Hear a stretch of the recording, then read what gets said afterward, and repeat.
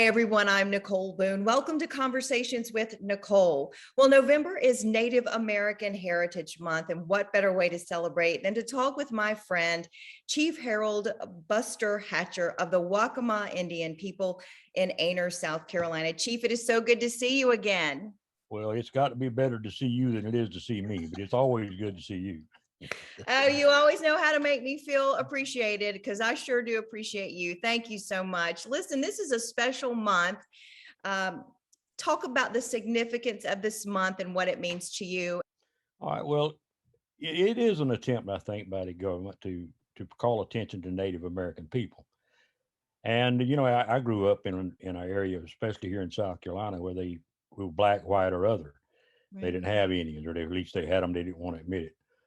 So, just the fact that they do have a month for recognizing that we do have Native American citizens, of course, is a big deal. We get real popular in this month. I've been living here my whole life, and the tribe's been around. I've been chief for 30 something years, and most of the time throughout the year, we don't have anything to go with the schools or whatever. But during November, they keep me on the road quite a bit. And I like that because I get to talk to people and let them know that Indians are alive and well in this state. So Well, yeah, it's a big deal. education is key, right? So It even if it is just in 1 month, we need to be letting people know about Native Americans and what you have done for our country and why you are so important.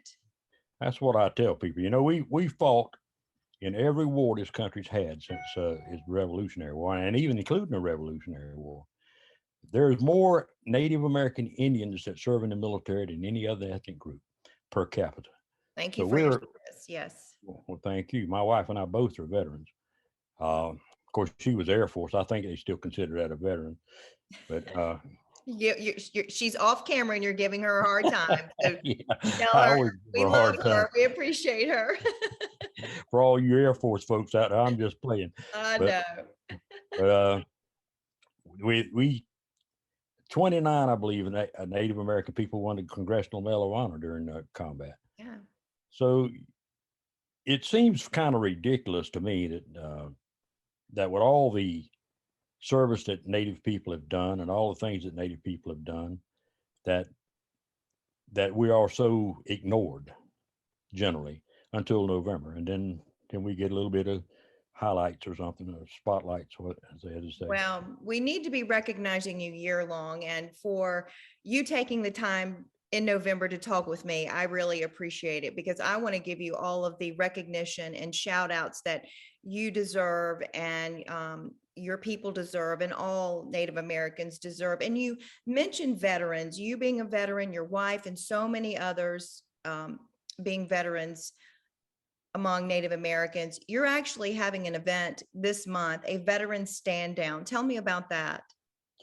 Well, MOAA, That's a, Military Officers Association of America, yes. has what they call stand downs. It's a big operation where they bring gifts in, they backpacks, clothes, blankets for people, veterans that need help, and just to give things away to the veterans. We've done that before on our tribal grounds. We've done it twice before. We're going to do it again on the 20th. It's going to begin at 1 o'clock. We're going to have other things going on that same day. The South Carolina Indian Affairs Commission and the Waccamaw Indian People and the MOAA are combining up to do that. And there'll be people there that could help those folks that need help filing for disability, or that might need help repairing their homes or getting medical benefits or whatever started. There'll be people there that are experts in that area, and they'll be willing to take the time and help. And we're going to serve them some food. We're going to give them some free food. Veterans, free food. We're going to have some free hot dogs and all that stuff for them. And we're going to have a fire circle there. A lot of veterans suffer from PTSD, and a lot of them have, like I lost several friends to cancer now because of COVID or Agent Orange. Losing a lot to COVID too, for that matter. But so if they have a burden, that they can come to the fire circle and burn their wood, and we'll go with them, and maybe we'll all join this thing and maybe heal a little bit from it all. Well, I think that's so therapeutic when you can come together with your comrades and your friends and those who are all going through different struggles and, meet at the fire circle and sort of feel as one and sort of feel like someone there has your back. And I think that's what a veteran stand down symbolizes is, we're with you, we're one, and we've got you, and we want to help you in any way we can. And that friendship, that camaraderie, that goes a long way in the healing process. So that sounds like a wonderful event. It And does. that information will be on your Facebook page as well, if anyone wants to go there and check that out. That's true. And like I say, it starts at 1. We're going to do the posting the colors and all that 1, and then we'll go from there. We And got a that's whole at the day planned. Waccamaw Tribal Grounds in Aner, South Carolina, again, on Blue Water Road. And again, more information on your Facebook page. Right. Hey, so let's talk a little bit about some new developments. Obviously, you're already state recognized. Again, we're waiting to hear about federal recognition. Where are you in that fight to receive that? We got a bill, HR, 1942? Yes. Introduced in the House to recognize us. And the reason we're going that route, Congressman Tom Rice introduced a bill. I don't know how many people signed up with him on it, but we're doing that because there's a criterion E in the federal criteria for recognition that most tribes on there, I don't think any tribes on the East Coast could meet it, is we have to show an unbroken line or genealogical tie from our Waccamaw people today to a non-Waccamaw at first historic times, which we think would be about 1689, when none of our people wrote. We didn't have an alphabet. We didn't have any way to record any names. So we don't even know who the names of those people are, much less the genealogy tie back to them. And Miss Nicole, I'm telling you, that's not by accident. They know what they're doing. They're doing this on purpose to keep Indians from being considered real all over the East Coast. It So just makes no sense why they would do that, but that seems a far stretch to be able to get all that information and connect the dots so that you could get the federal recognition you deserve. Well, they know that. They know it's impossible. But I've been teetering with talking with Congressman Rice and other people about, we are state recognized, and the people that should know who the state Indians are, the state they reside in. So if they believe, and we have proved to them to their satisfaction, that we're the remnants of the Waccamaw, why wouldn't the federal government accept that as meeting criteria E? You'll have to keep me updated. If you look around in America today, it's different than I've ever seen it. Yeah. It's not like people would care about other people like they used to.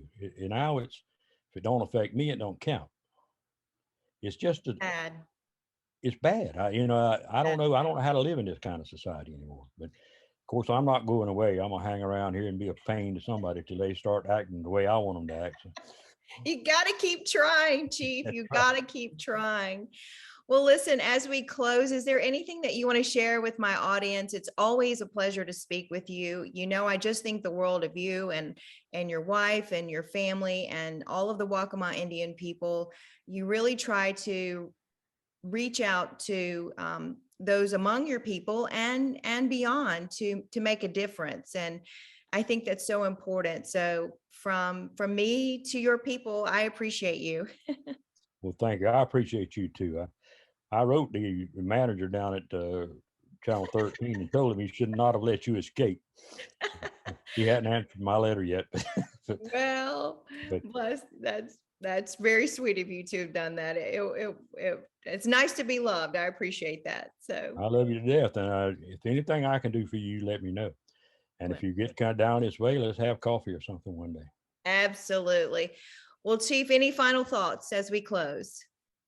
No, I just wish all the veterans out there and all the people out there the best November they could ever have. And don't forget your native friends. We're people just like you are. We bleed red.